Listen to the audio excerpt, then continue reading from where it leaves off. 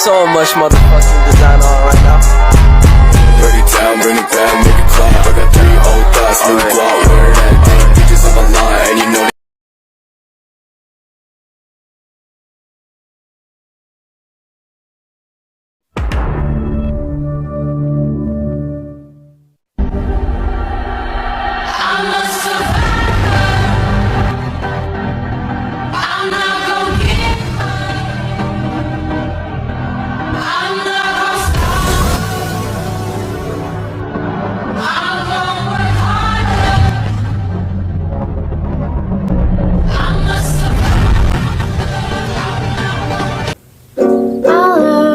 From the start, so it breaks my heart when you say I'm just a friend to you. Cause friends don't do the things we do. Everybody know you love me too. Hello Gensi lovers, welcome to my channel Gensi Podcast. Hari ini kita akan berbincang-bincang seputar dunia perkuliahan.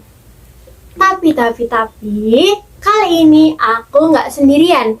Karena hari ini aku bakal ditemani oleh ciwi-ciwi cantik. Mereka semua adalah mahasiswi dari universitas terkenal di Malang. Apalagi kalau bukan dari Universitas Negeri Malang. Mari kita sambut tamu spesial kita. Datang di Gensi Podcast. Bagaimana nih kabarnya? Baik, untuk kesininya sedikit macet ya Mbak Tina ya. Ya tahu sendiri Malang. Loh, rumah mbaknya di mana sih? Pasuruan. Jauh ya. Untuk Mbak Salma gimana kabarnya? Alhamdulillah sangat baik. Tapi sedikit agak kaget ya diundang di acara podcast kayak gini karena FYI baru pertama kali aku menghadiri acara podcast. Ya kayak merasa jadi orang penting gitu. Tapi ya seneng sih bisa berbagi pengalaman sama teman-teman Gensi lovers di sini. Makasih loh udah mau menyempatkan waktunya untuk datang. Untuk Mbak Maiki gimana kabarnya? Alhamdulillah kabarku baik. Sebenarnya aku kaget banget waktu diundang ke aku podcast. Soalnya gimana ya? Aku nggak tahu mau ngomong apa di podcast ini gitu loh. Jadi untungnya ya teman-teman ada di sini semua. Sebelum kita berbincang-bincang lebih jauh lagi, ada baiknya kalau kita mempersilahkan tamu-tamu kita di sini untuk memperkenalkan dirinya terlebih dahulu agar teman-teman Gensi lover yang ada di rumah bisa saling kenal. Baik, perkenalkan nama saya Dwi Sulistiani, bisa dipanggil Dwi dari jurusan PGSD semester 2. Untuk beasiswa KIP kuliah sendiri itu ada jenis-jenisnya gitu nggak atau ditujukan kepada siapa saja? Oh, setahu saya sih ada 2 ya. Ada 2 jenis. Itu ada KIPK untuk kalangan umum kayak SMA, SMK, MA, dan lain-lain. Lalu yang kedua ini KIPK jenis afirmasi. Nah aku tahu tuh kalau KIP kuliah untuk afirmasi aku tahu itu biasanya itu ditujukan kepada anak-anak yang akan melanjutkan pendidikan tinggi di wilayah Papua dan Papua Barat. Kalau aku kenalin, nama aku Salma Nafiatur Rahma, biasa dipanggil Salma, dari jurusan PGSD angkatan 2022. Kalau aku Maiki Maulidiadi Rahma, biasa dipanggil Maiki, jurusan S1 PGSD dari semester 2. Teman-teman di sini kan berarti angkatan 2022 semua ya. Nah, pas waktu dulu sebelum kalian ini masuk perkuliahan, kalian pernah dengar atau dapat info-info beasiswa dari pemerintahan nggak? Pernah sih. Nah itu beasiswa kuliah dari pemerintah itu ada banyak. Setahu saya ada beasiswa unggulan, terus KIP kuliah. Nah itu jenjangnya itu setahu saya dari sarjana 1 sampai sarjana 3. Menurut saya. Kalau aku sih waktu maba aku tahunya itu bukan dari pemerintah ya, tapi dari kayak swasta-swasta BCA kayak gitu, kayak pokoknya yang swasta-swasta itu nggak dari pemerintah. Kalau dari pemerintah sendiri aku itu tahunya udah sejak SMA, jadi kita itu daftarnya waktu SMA itu sebelum SBM sama SNM gitu. Kalau dari pengalamanku sendiri itu aku tahu perihal kayak bantuan itu dari SMA. Jadi dulu itu pernah wali kelasku itu kayak memberikan suatu pengumuman gitu, kayak perihal kayak bantuan KIP atau semacam KIPK kayak gitu. Tapi setauku dulu itu kalau KIP itu programnya kalau di SMA itu namanya PIP gitu.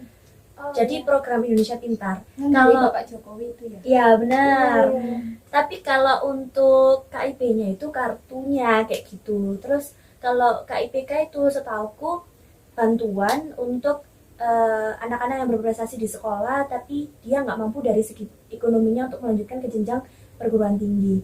Tapi dulu itu pernah ada pengalaman temen dekatku daftar untuk masuk ke jalur KIPK itu tadi, dan aku tuh tahu banget gimana prosesnya Perjuangannya. gitu ya. Aku ikut tuh kayak bolak-balik ke sana kemari, emang ya bener-bener sulit lah prosesnya. Aku juga nggak tahu sih emang dari pihak pemerintahnya emang mempersulit atau memang progresnya atau prosesnya tuh kayak gitu. Aku memang kurang tahu sih kalau itu. Aku dulu pas SMA itu kan kayak aku tuh pengen banget daftar jadi pegawai bank gitu ya. Nah terus aku tuh kayak cari-cari info beasiswa, carilah di internet, ternyata nemu lah itu yang beasiswa BCA yang Mbak Meki bilang tadi. Nah ternyata beasiswa BCA itu ada dua, PPBB, Program Pendidikan Bisnis dan Perbankan. Yang kedua itu ada PPTI, Program Pendidikan Teknik Informatika. Nah pas mau daftar ternyata telat, tinggal yang PPTI. Kan aku nih anaknya bukan IT banget gitu ya, jadi ya udah Kak jadi daftar di beasiswa BCA tadi, ya ikut SNMPTN. Untuk beasiswa KIP kuliah sendiri itu ada jenis-jenisnya gitu nggak, atau ditujukan kepada siapa saja? Oh, setahu saya sih ada dua ya, ada dua jenis. Itu ada KIPK untuk kalangan umum kayak SMA, SMK, MA, dan lain-lain. Lalu yang kedua ini KIPK jenis afirmasi. Nah, aku tahu tuh kalau KIP kuliah untuk afirmasi, aku tahu itu biasanya itu ditujukan kepada anak-anak yang akan melanjutkan pendidikan tinggi di wilayah Papua dan Papua Barat. Setahu saya di afirmasi sendiri ini terbagi menjadi 3T ya setahu saya. 3T itu apa sih? Terdepan, Terluar dan Tertinggal ya sih? Oh iya. Pernah ingat tuh aku tuh. terus menunjukkan untuk kawasan di kota yang terkena konflik atau bencana sih. Oh seperti itu ya Mbak. Ya. Nah setelah kalian tahu kalau ada beasiswa KIP, KIPK, kalian ini ada niatan untuk daftar gitu? Ya ada nggak sih? Ada lah. Ada. Ya ada lah, manusiawi Pasti dong pengen. kita. Iya, Iya, iya, iya, iya. pasti. Berhubung saya jalur mandiri ya tidak bisa gitu. Kalau aku sendiri itu sebenarnya ya ingin, ya siapa sih yang nggak ingin dapat bantuan dari pemerintah ya kan, karena usaha kita sendiri apalagi ya kan otomatis bisa ngeringanin beban orang tua tuh. Tapi sayangnya dari SMA dulu aku mau daftar itu nggak bisa karena orang tua aku berprofesi sebagai PNS, jadi memang nggak memenuhi kriteria syarat untuk mendaftar dari KIPK sendiri gitu. Jadi mungkin kesempatanku yang untuk orang lain itu adalah kesempatan yang lebih berharga untuk orang lain. Siap, Mbak Salma. Ya.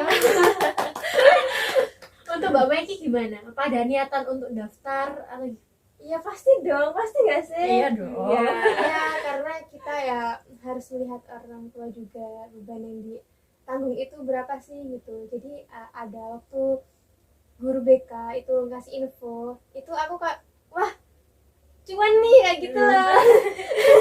Jadi aku nyoba daftar gitu, tapi sulit banget gitu loh. Soalnya itu pertama itu penghasilan orang tua itu nggak boleh lebih dari 4 juta gitu. Kalau dibagi itu setiap individu itu nggak boleh lebih dari 4 juta. Jadi itu syarat utama sih. Lalu untuk rumah gitu juga, itu kalau ada syaratnya itu fotonya itu harus sama gentingnya juga, itu sulit banget gitu. Soalnya kan rumahku kan diganggeng gitu loh. Terus banyak sih kita harus ngurus ini ngurus itu tapi itu nggak digunain waktu di sini, waktu daftar online itu nggak digunain. Yang digunain itu cuma sekolah aja. Jadi sekolah itu bener-bener nyari anak yang serius gitu loh.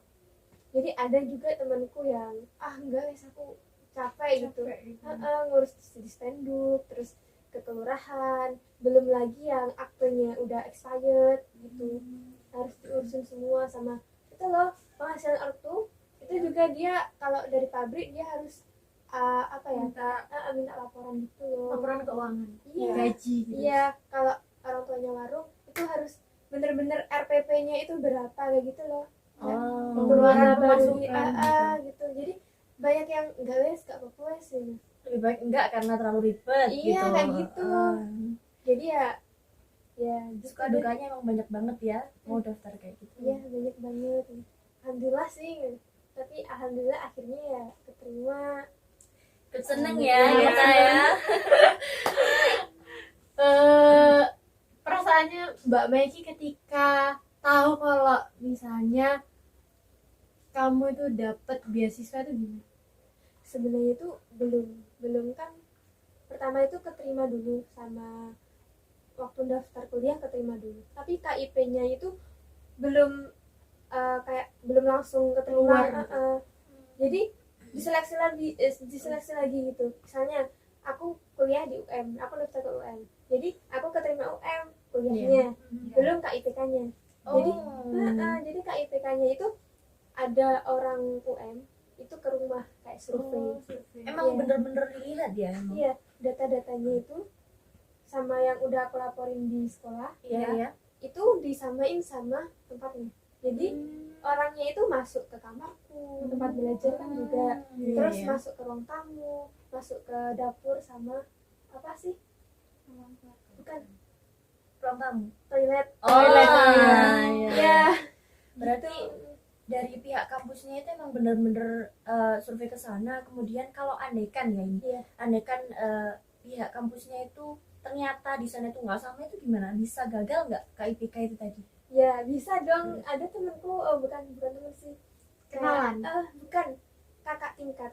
Jadi kakak tingkat ini ngomong ke guruku, guru BK itu, aku nggak masuk. Kenapa? Karena rumah yang aku masukin ke data adalah rumahnya neneknya. Berarti dari pihak kampus itu mencari tahu sampai ke tetangga-tetangga gitu nggak? Iya, sebelumnya masuk ke rumah itu masuk ke tetangga dulu. Apakah benar ini orang tuanya pegawai ini? Apakah bisa nggak ya aku bantu kan? Terus ada juga kan keluh kesah kenapa alasan kita ikut. Mungkin ada orang tuanya yang sakit, atau mungkin orang tuanya banyak utang, itu ditanyain juga di lingkungannya gitu, gimana orang ini gitu. Jadi was-was kan nggak sih kalau orang tetangganya rada gini? Iya pasti. Harus punya lingkungan yang sehat ya berarti. Berarti sangat ketat ya untuk bisa lolos di beasiswa KIPK ini. Iya. Tapi ada kok Mbak Tina, temanku yang yang wawancaranya itu lewat online. Online. Berarti kalau online gitu kayak kurang pas gitu nggak sih? Iya. Takutnya nggak sih nipu-nipu gitu. Iya. Kayak lagunya siapa sih? Dunia tipu-tipu. Nah, akhir-akhir ini kan banyak sekali yang memperbincangkan tentang KIP kuliah karena bantuan tersebut salah sasaran dan banyak yang menyalahgunakan. Di Twitter ada postingan dari @collegemanfest ya berpendapat bahwa cuma pikiran selewatku aja. Salam mahasiswa. Program KIPK mending hapus aja nggak sih? Coba buang-buang anggaran karena banyak yang dipakai hedon. Wow. Pemerintah juga nggak peduli itu salah sasaran atau enggak programnya. Nggak adil buat kaum middle class. Dari postingan ini, menurut teman-teman, KIPK ini perlu tetap ada atau dihapus aja nggak sih? Siapa dulu nih? Aku duluan ya. Boleh deh. Kalau menurut aku sih nggak perlu dihapus. Kan programnya aja udah bagus, membantu banget mahasiswa yang kurang mampu menjadi mampu kuliah. Tapi ya gimana ya, yang buat mikir kita dihapus, mending dihapus aja kan orang-orangnya yang nyeleweng, yang membuat dana KIP kuliah itu nggak terpakai. Jadi kayak kesannya hedon gitu, nggak terpakai dengan maksimal, nggak digunain dengan dengan semestinya. iya semestinya gitu. Saya setuju sih dari pendapatnya Mbak Meiki, mending nggak usah dihapus. Mungkin pemerintah bisa memperketat seleksinya serta jangan sampai salah sasaran lagi. Iya, bener sih. Betul. Ngaruh nggak sih ya? Iya benar tuh. Kalau aku juga setuju sama kalian ya, sama Miki sama Tia, karena ya yang dikatakan kalian itu kan benar. Yang salah itu kan bukan programnya, kan dari program ini tuh banyak loh yang udah terbantu ya nggak sih, Iya, dari betul. teman-teman yang dulunya nggak bisa kuliah, nggak punya kesempatan kuliah jadi bisa kuliah kayak gitu. Terus teman-teman yang memang punya lebih dari akademik juga bisa kuliah. Yang salah kan bukan programnya ya, namanya program kan pasti nggak ada yang sempurna, Iya, pasti iya, ada lah bener. celah-celah Iya. untuk berbuat curang itu kan pasti ada. Iya. Tapi yang salah kan bukan KIP-nya, yang salah mungkin ya bisa-bisa oknumnya. Iya. Iya, benar. Untuk postingan yang kedua ini dari @itsfest yang mengatakan bahwa "It's what do you think about anak bidik misi KIPK nonton konser K-pop?" Lalu dibalas oleh @capekreallife. Di balik mahasiswa bidik misi yang pakai iPhone 6-14 dan foya-foya glamor macam ada mahasiswa lainnya yang mau bayar UKT aja harus nangis tiap malam dan bercucur keringat. Bagaimana sih pendapat teman-teman di sini terkait dengan postingan Twitter tersebut? Kita harus positive thinking sih. Positive Gitu ya. Ya mungkin tiket nonton konser yang mereka dapat mungkin dari dari temannya ya. Kan mumpung gratis, apalagi nonton K-pop sih. Baunya K-popers ya. Iya, NCT Dream. Kamu bukan K-pop nih kita nih. Kalau aku sih Marco ya. Lanjut. Kalau aku sendiri sih ya betul sih apa yang dikatakan Mbak Tia, soalnya nggak semua anak KIPK itu kayak gitu kayak kita itu mungkin mereka part time dulu, kerja dulu, atau mungkin hemat dulu. Kayak kita waktu nonton konser yang idol yang kesukaan kita, apa sih yang nggak mau sama mereka, jadi Iya. kita harus usaha dulu gitu, nggak kayak hemat dulu lah gitu baru kita nonton gitu. Jadi nggak semua anak KIPK itu kayak gitu ya. Apalagi kan kayak yang K-pop kan ya belum tentu kan tiap hari kesini ya Iya, kan. mumpung kesempatan gitu loh. Iya. Aku di Jakarta kemarin. Iya, benar itu ya. Blackpink nggak sih? Iya. ya. Bumba ya? NCT juga. Ya benar-benar. Ya Bumba ya. Aku setuju juga sih sama kalian berdua. Ya nggak semuanya ya kan anak KIPK tuh pakai uang KIPK gitu. Jadi cuma beberapa aja mungkin kan ya. Gak semua anak itu pakai bantuan dari pemerintah juga. Menurut pandangan teman-teman, mengapa sih bantuan KIPK ini bisa salah sasaran dan apa sih penyebabnya? Kalau menurut aku sih penyebabnya karena aparat pemerintahan yang nggak bijaksana. Soalnya kalau salah satu faktor kita masuk ke KIPK itu kita butuh DTKS. Apa sih? Data terpadu apa ya? Aku lupa, pokoknya DTKS. Data terpadu kesejahteraan sosial. Ya, itu maksud saya. Jadi kita perlu DTKS itu standar kelayakan kita lolos nggak sih ikut KIPK. Nah, itu kita perlu DTKS. Nah, untuk mengurus DTKS itu kita perlu aparat pemerintahan. Jadi kalau kita aparat pemerintahan yang nggak bijaksana, kayak tidak menyesuaikan keadaannya sebenarnya, kayak kan untuk KIPK syaratnya juga penghasilan orang tua, terus bangunan rumah, terus kondisi keluarga, sama berapa sih tanggungan keluarga itu. Nah itu kita perlu urus di RT, RW, lurah, di Spenduk. Nah itu semua data itu kita masukin di DTKS. Tapi kalau DTKS-nya kita dari awal udah salah, udah diterima aja sama aparat kelurahan, RT, oke, orang ini mampu, orang ini belum mampu, itu sesuai dengan mereka kan. Jadi kalau misalkan kitanya mampu tapi ditulis di sana kita minta nggak mampu, kalau apa permintaannya oke aja ya bisa lolos. Itu bisa yang buat salah sasaran karena ada tipu-tipu gitu. Dunia tiba-tiba. Menurut sudut pandang saya sendiri kan, misalnya contohnya saya ambil dari SMA ya, itu terdapat oknum yang menyalahgunakan KIP seperti memalsukan data, seperti rumahnya itu layak, tapi Bagus gitu ya. iya, tapi yang dicantumkan di situ itu tidak layak, seperti rumahnya tetangga atau rumahnya nenek. Itu sih menurut saya. Ya itu bisa dimasukin ke DTKS tadi gitu. Kalau nggak benar-benar dilihat dengan aslinya atau ujung-ujung moro-moro ditandatangani gitu, Iya. itu bisa ngaruh, bisa salah sasaran. Aku setuju sih dari pendapat kalian berdua, setuju banget. Ternyata dari pernyataan kalian berdua tuh kita bisa nyimpulin ya kalau orang-orang sekarang tuh nekat banget, iya nggak? Iya bener banget. Banyak banget orang yang dengan mudahnya menyelewengkan kayak gitu-gitu. Terus berarti dari penjelasannya Mbak Maiki tadi, ternyata yang berpengaruh sejak awal itu dari pemerintah desa ya kan? Iya bener banget. Kalau gitu nggak hanya itu dong, andaikan nih kalau kita ngurus DTKS tuh, masukin data-data DTKS ke aparat pemerintah. Nah kita nih punya urusan kayak kerabat, kayak ada unsur-unsur kekerabatan lah, ya kan? Wah pasti itu ada batu di balik udang tuh ya kan?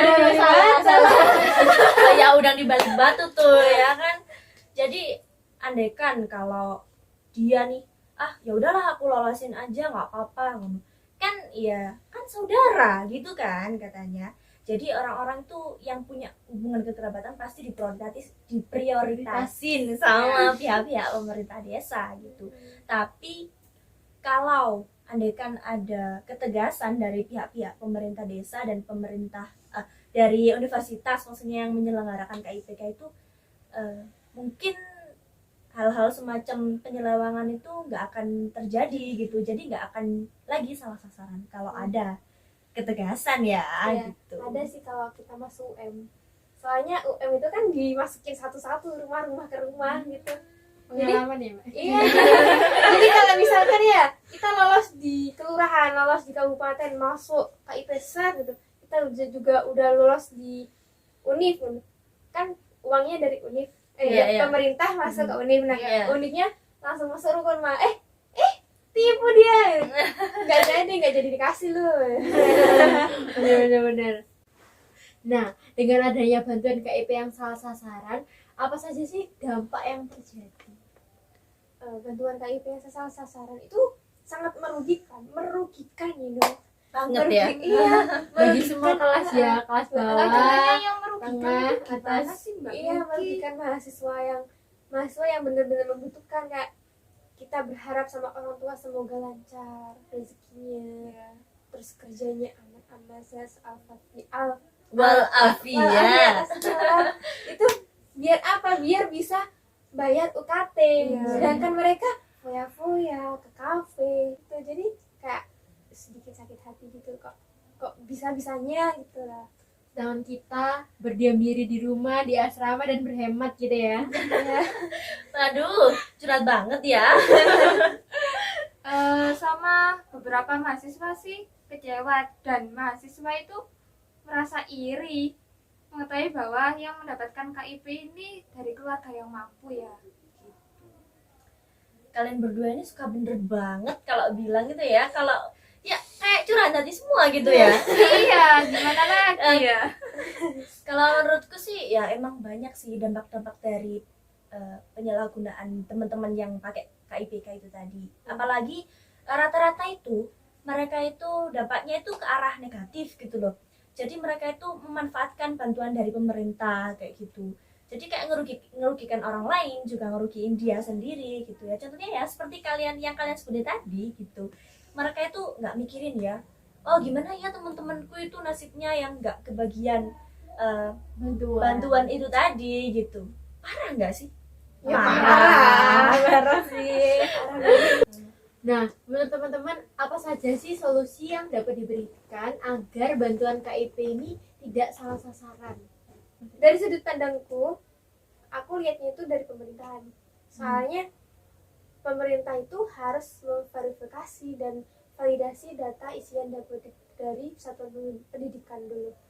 Soalnya itu syarat. Jadi harus sesuai dari aslinya sama enggak. Dan itu perlu diolah datanya dulu sama pemerintah. Jadi intinya pemerintah itu harus tegas. Pemerintah itu harus apa adanya, harus baca gitu loh. Jadi nggak Asal nggak menutup mata gitu loh. Bodoh amat gitu, jangan gitu. Pokoknya intinya gitu deh. Intinya pemerintah itu tegas, pemerintah itu peduli, dan yang salah ya dibenerin gitu loh, jangan dibiarin gitu. Kalau menurut kalian? Seharusnya sih perguruan tinggi itu dapat melakukan evaluasi di setiap semesternya terhadap mahasiswa yang mendapatkan beasiswa KIP itu. Terus itu pihak perguruan tinggi harus tegas dan memberikan pembatalan status penerimaan beasiswa KIP kuliah kepada Kemendikbudristek. Nah, benar-benar intinya siapapun yang menyalahi aturan dan kayak terbukti bersalah itu harus penerima KIP tersebut harus dibatalkan. Dengan bantuan pemerintah dan kampus. Ya. Jadi selain itu ya, pihak-pihak terkait dari pemerintah, kemudian dari pihak kampus dan juga dari si pendaftar atau penerima KIP itu juga harus punya kesadaran yang lebih gitu loh.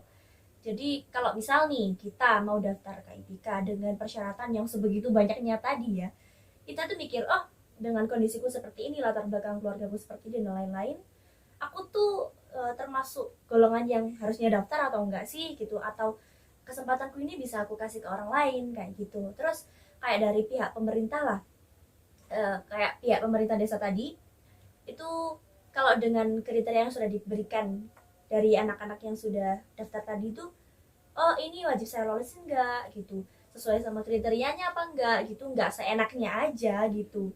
Jadi kesimpulannya dari pihak manapun itu harus punya kesadaran akan dosa, ya nggak sih? Iya.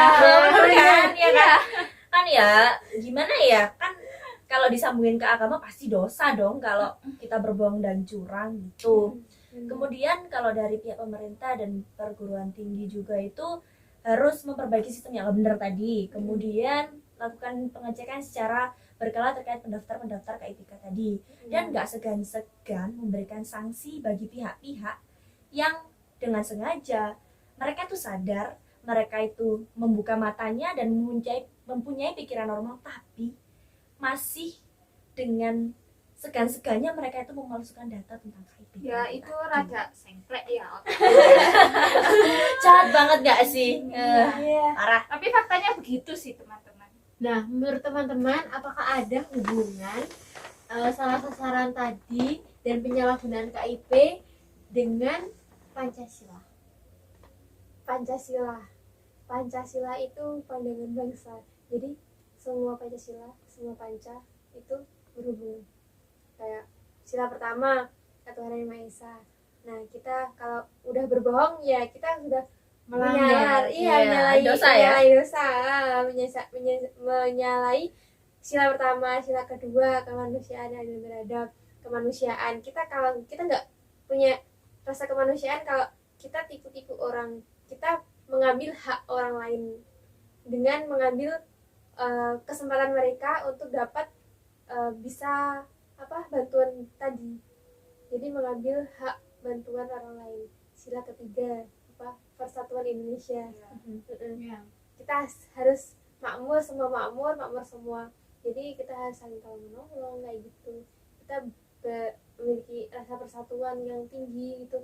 Kayak mereka lebih membutuhkan, kenapa harus kita gitu. Mungkin kita memiliki rezeki yang lain dengan tidak mengambil KIPK tersebut, mungkin kita punya hikmah yang lain.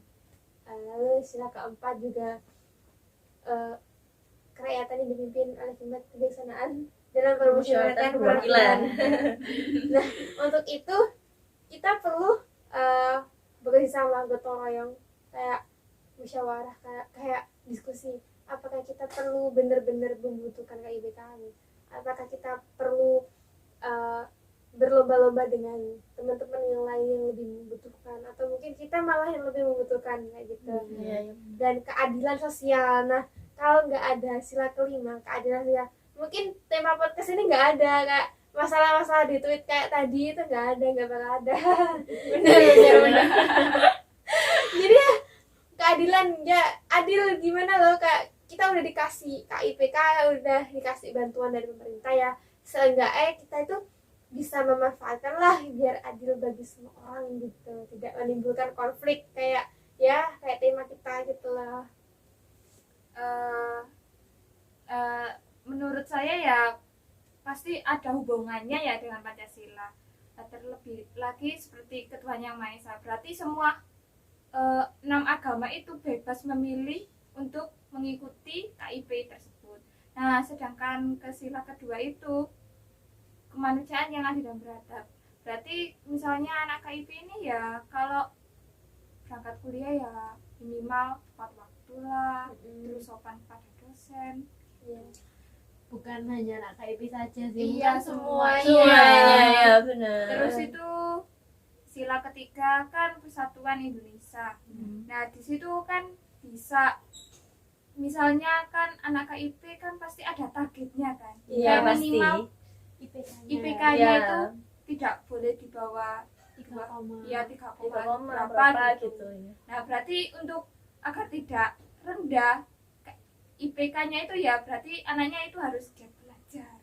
Sila keempat itu kerakyatan yang dipimpin oleh hima kebijaksanaan dalam permusyawaratan perwakilan. Di sini itu mahasiswa KIP ini bisa membuat kayak organisasi. Nah, organisasi ini bisa dirundingkan sama dosen serta sama mahasiswa-mahasiswa lainnya. kayak belajar bareng gitu Iya. ya. Sila kelima sendiri ini kan keadilan bagi seluruh rakyat Indonesia. Nah, ini bisa apa ini namanya? Mahasiswa KIP ini tidak boleh dibeda-bedakan dengan mahasiswa lainnya, kayak fasilitasnya gitu sih Mbak Tina. Nggak tahu ya untuk Mbak Salma. Dari pernyataan Mbak Maiki dan Mbak Tia tadi sudah bisa kita simpulkan bahwa semua itu berhubungan dengan kelima sila Pancasila kita, terutama pada kasus oknum-oknum yang dengan sengaja memberikan data-data berupa foto yang bukan miliknya hanya untuk agar terverifikasi DTKS tadi. Hal itu sangat tidak sesuai ya dengan sila kita, yaitu sila yang kedua, kemanusiaan yang adil dan beradab, dan juga sila kelima, keadilan sosial bagi seluruh rakyat Indonesia. Hal itu merupakan tindakan yang sangat tidak bermoral, merugikan orang lain dan juga merampas hak milik orang lain. Dan tindakan-tindakan tadi itu termasuk tindakan berupa kasus penipuan. Iya, benar sekali Mbak Salma. Ya, terima kasih kepada teman-teman semuanya atas ketersediaan waktunya untuk dapat hadir di acara Gensi Podcast pada hari ini. Aku juga berterima kasih kepada Mbak Tina sudah diundang ke Genzi ini. Senang sekali dapat mengobrol dengan kalian-kalian ini. Aku juga terima kasih ya Mbak Tina telah mengundangku, sama teman-teman juga bisa ngobrol-ngobrol kayak gini. Semakin erat gitu. Ya, semoga podcast ini bisa menyampaikan aspirasi kami ya, dan mendapatkan nilai tambah nilai Pancasila. Aku juga mau ucapin terima kasih kepada Mbak Tina yang dengan sangat legowo mengundang saya ke acara podcast Genzi kali ini. Jelas gak sih ya? Saya juga berterima kasih kepada kalian berdua. Dengan kita dipertemukan di sini, kita bisa saling bertukar informasi dan juga pengalaman kita masing-masing. Semoga dengan podcast kita kali ini bisa bermanfaat bagi semua kalangan yang telah menonton podcast kami, dan juga semoga pembahasan ini dapat bermanfaat bagi semuanya. Semoga pembahasan ini juga dapat membuka banyak kesadaran bagi pihak-pihak yang kurang memperhatikan orang-orang yang membutuhkan di sekitar kita. Bener banget. Bagi Gensi lovers yang ada di rumah yang masih belum bisa mendapatkan beasiswa, baik itu beasiswa KIPK maupun beasiswa yang lainnya, jangan berkecil hati, tetap semangat, terus cari-cari info di sosial media. Dan juga bagi Gensi lovers yang sudah mendapatkan beasiswa, Gunakanlah beasiswa tersebut dengan sebaik-baiknya. Jangan digunakan untuk macam-macam ya. Terima kasih saya ucapkan kembali lagi kepada Gengsi Lovers yang ada di rumah yang setia menonton podcast dari awal sampai akhir. Stay tune terus ya untuk konten-kontenku yang selanjutnya.